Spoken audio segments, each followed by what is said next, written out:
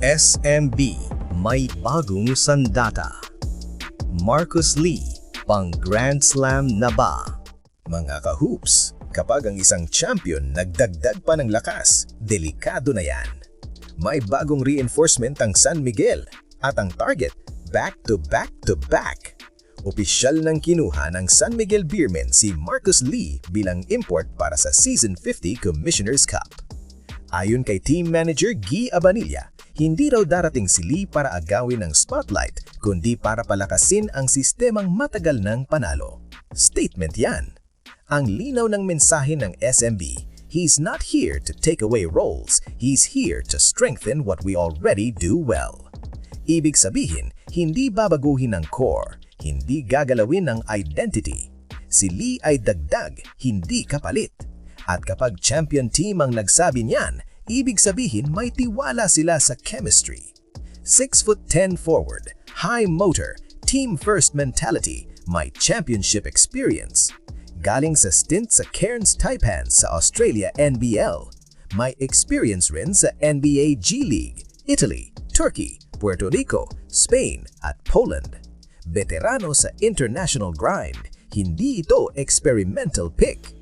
At tandaan, Commissioner's Cup ito, walang height limit ang imports. So pwedeng kumuha ng sobrang laki, pero ang pinili ng SMB ay balance. Hindi lang size, kundi mobility plus system fit.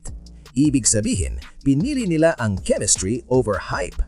Ngayon, isipin natin ang lineup.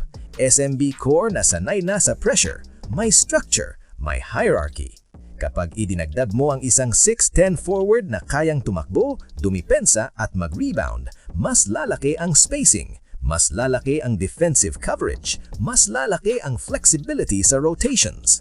Hindi flashy move pero championship type move. Ang challenge, adjustment speed. Kahit gaano ka-experienced ng import, iba ang physicality at style ng PBA.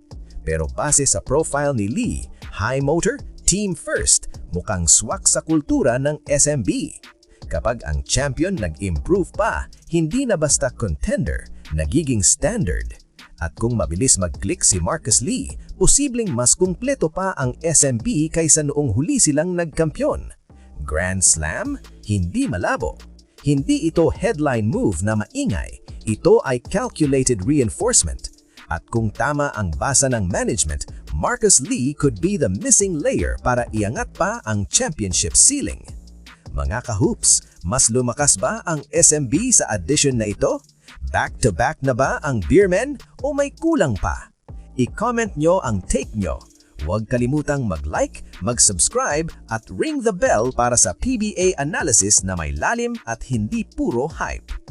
Better late than never mga ka-hoops!